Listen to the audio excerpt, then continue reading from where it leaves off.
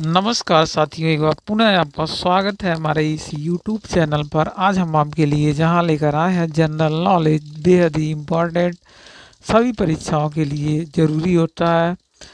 SSC, railway, banking या state, सभी के लिए ज़रूरी है। तो चलिए वीडियो को शुरू करते हैं, लेकिन इसे शुरू करने से पहले आपको बताते चलें, इसे लाइक, शेयर तथा चैनल को सब्सक्राइब करना मत भूलिएगा। चलिए फिर से शुरू करते हैं। स्पेशल जी के आपके लिए आज बेहद ही खास।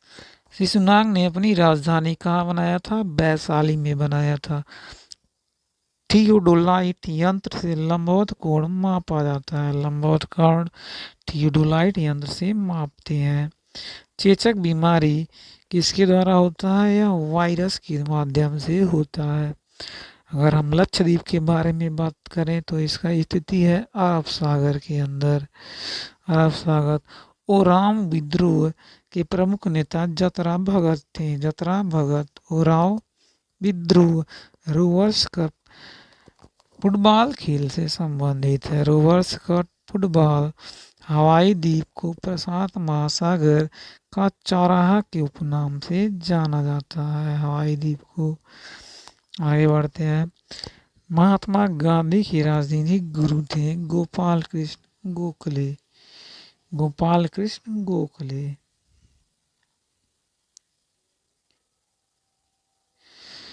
भारतीय राजा महेंद्र प्रताप ने देश के बाहर सर्वप्रथम गणतांत्रिक सरकार की स्थापना की थी। किसने? महेंद्र प्रताप ने।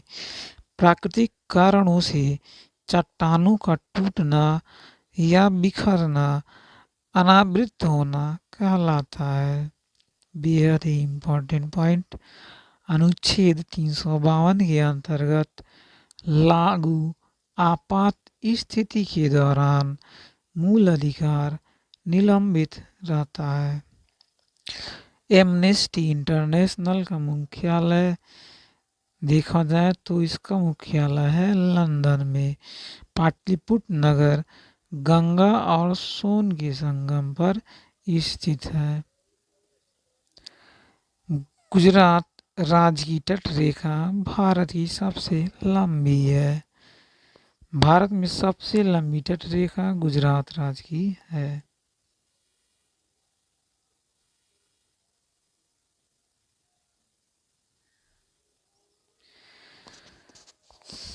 आगे देखिए। व्यापारिक पवन अस्थायी पवन का एक उदाहरण होता है।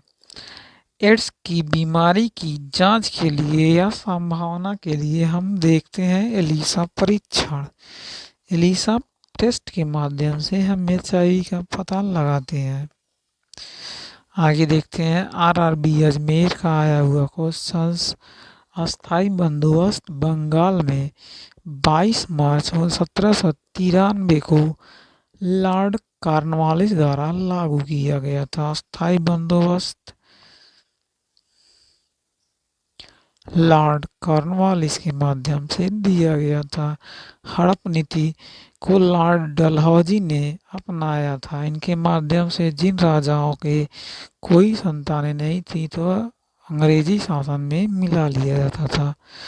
बंगाल में द्वैत शासन की व्यवस्था इसके द्वारा लाई गई थी, रॉबर्ट क्लाइव के द्वारा। आगे देखते हैं। मीन कैंप के लेखक Adolf Hitler. Mein Kampf Adolf Hitler. Veda Samaj की स्थापना 1864 में हुआ था मद्रास के अंदर श्रीधरालू नायडू के द्वारा। श्रीधरालू नायडू को इनका वास्तविक संस्थापक हम मानते हैं। प्रार्थना समाज की स्थापना हुई थी मुंबई में। भारतीय पुनर्जागरण का अग्रदूत और आधुनिक भारत का जनक राजा राम मोहन राय कहलाते हैं। राजा राम मोहन राय।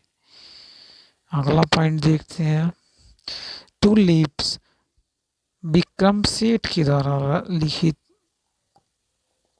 रचना है। कांग्रेस की प्रथम महिला अध्यक्ष थी एनी बेसेंट।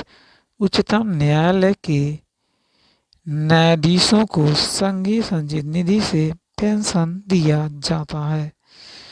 न्यायिक पुनरावलोकन का अधिकार यूएस से देश के संविधान से लिया गया है। न्यायिक पुनरावलोकन। आगे देखते हैं। महमूद गजनवी जो कि एक मुगल शासक था, इसने भारत पर 17 बार आक्रमण किया था। इसका सोमनाथ का लूटना बहुत ही फेमस है। लोकसभा में कोरम की संख्या होता है 1/10।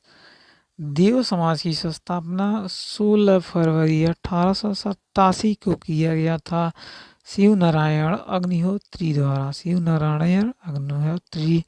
हर्ष ने दूसरी राजधानी कहाँ बनाई थी? कन्नौज में बनाई थी। आगे देखते हैं। राष्ट्रीय पोषण संस्थान कहाँ पर है? हैदराबाद में है।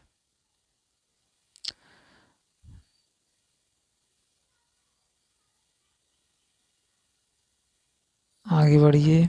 बहुत ही इम्पोर्टेंट, सही परीक्षाओं के लिए रिपीटेड क्वेश्चंस हैं, बार बार आते रहते हैं। महात्मा बुद्ध के जीवन से जुड़े प्रतिमात्मक पशु हाथी जो पशु है, तो यह इस प्रतीक माना जाता था गर्भ में आने का। घोड़ा गृह त्याग का, सांड यौवन का प्रतीक था, शेर जो था वह समृद्धि का प्रतीक था गौतम बुद्ध के जीवन में। आगे देखिए। बुद्ध के जीवन से संबंधित 5 महाचिन्ह या प्रतीक। जन्म, यह कमल व सांड इसका प्रतीक है। ज्ञान जो मिला था, पीपल बोधि वृक्ष जिसको कहा गया था। मृत्यु का मतलब है स्फूत, चिन्ह है स्फूत। गृह त्याग का चिन्ह है घोड़ा, गृह त्याग घोड़ा। निर्वाण के बारे में बात करें तो इसका चिन्ह है, प्रतीक है पद चिन्ह निर्वाण। अब देखते हैं जैन तीर्थंकर और उनके प्रतीक चिन्ह। सबसे पहले ऋषभ देव के बारे में जाने, तो इनका प्रतीक चिन्ह था सांड यानी कि ऋषभ। नेमिनाथ का प्रतीक चिन्ह था शंख। महावीर का प्रतीक चिन्ह था सिंह। अजीतनाथ का प्रतीक था हाथी। आगे बढ़ते हैं। पार्श्वनाथ का प्रतीक चिन्ह था सर्प कर्ण और शांतिनाथ का हिरण। अब आगे बढ़ते हैं वायुमंडल की संरचना हम देखते हैं, बहुत ही इम्पोर्टेंट।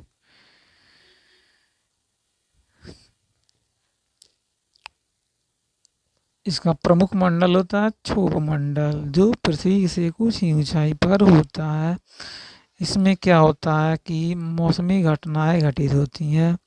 समताप मंडल के बारे में बात करें तो इसमें वायुयान तथा जेट विमान की उड़ानों के लिए उपयुक्त होता है। उसके ऊपर जाते हैं तो ओजोन मंडल पाया जाता है। ये इसका अंग्रेजी में नाम है ओजोनोस्फीयर। इसमें ओजोन गैस की परत पाई जाती है, जिसका काम क्या है कि परावैंगनी किरणों को अवशोषित करती है। अगर हम आयन मंडल आयनोस्फीयर के बारे में बात करें तो इसके फलस्वरूप हमें रेडियो, रडार, टेलीफोन तथा टेलीविज़न की सुविधा प्राप्त होती है। बहिर्मंडल के बारे में अगर हम बात करें इसको स्फीयर पर, इसमें अंतरिक्ष यात्री तथा उपग्रह पृथ्वी की परिक्रमा करते हैं। बहिर्मंडल में आगे बढ़ते हैं। गौतम बुद्ध से संबंधित कुछ व्यक्तियों को देखते हैं। शुद्धोधन गौतम बुद्ध के पिता थे। महामाया माता, प्रजापति गौतमी बीमाता यानी कि मौसी थी। यशोधरा इनकी पत्नी थी। राहुल इनका पुत्र था।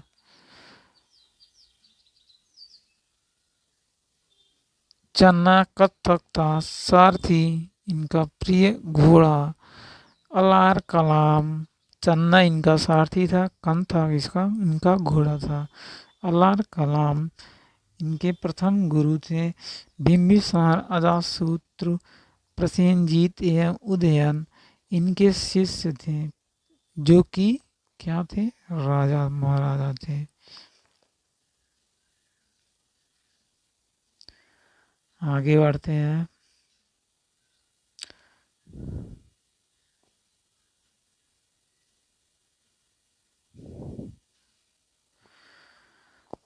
राज्यसभा के 1/3 सदस्य प्रति 2 वर्ष में अवकाश ग्रहण कर लेते हैं। अगला पॉइंट है, टमाटर में लाल रंग, जो लाल रंग होता है वह लाइकोपीन के कारण होता है। उच्चतम कोयला भंडार वाला राज्य जो है झारखंड है। भारत का प्रथम नाभिकीय परमाणु रिएक्टर होता है अप्सरा। मराठा साम्राज्य में चौथ एक प्रकार का कर था। वायुमंडल में उपस्थित ओजोन गैस पराबैंगनी किरणों की रक्षा करती है।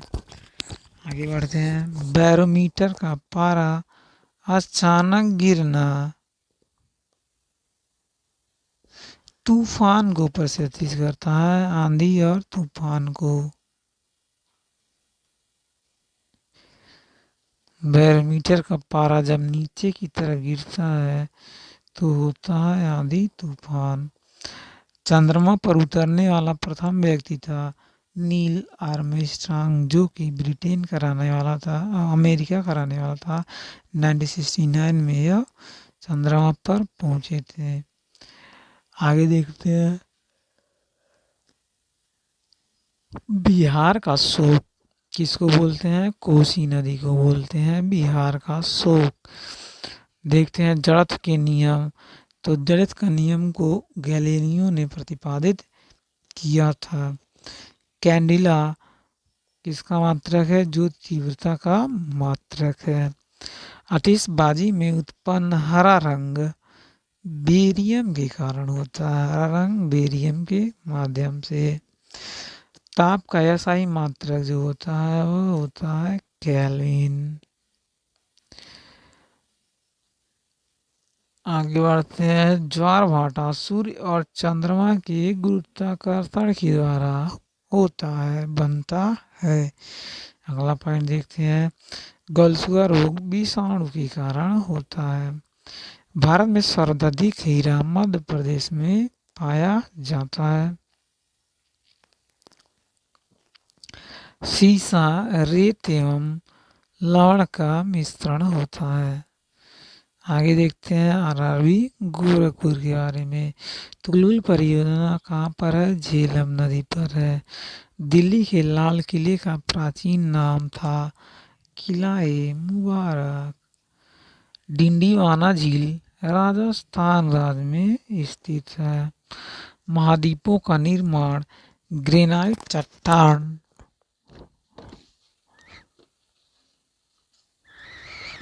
से हुआ है। किसके द्वारा, ग्रेनाइट चट्टान के माध्यम से।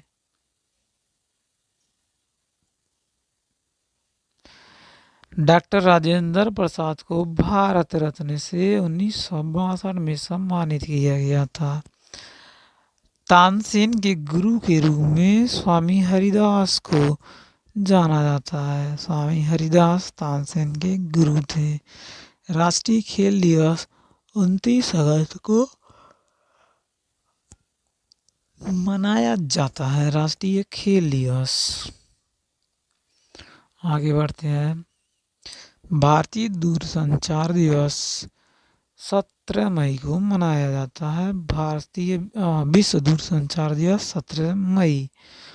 रूप सिंह क्रिकेट स्टेडियम कहाँ पर है, तो ये है ग्वालियर में। राष्ट्रीय पोत डिजाइन और अनुसंधान केंद्र कहाँ पर है, विशाखापत्तनम में। भारत में सर्वाधिक पंप सेट एवं नलकूप कहाँ से मिलते हैं, तमिलनाडु राज्य में।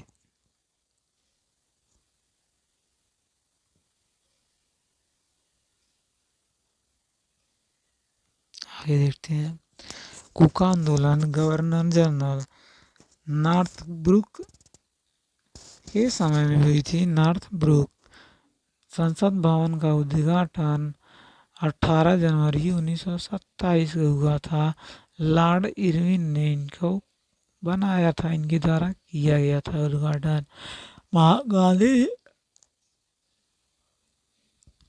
गांधी जी ने यंग इंडिया का प्रकाशन 1919 में किया था। Young India Gandhi ji 1919।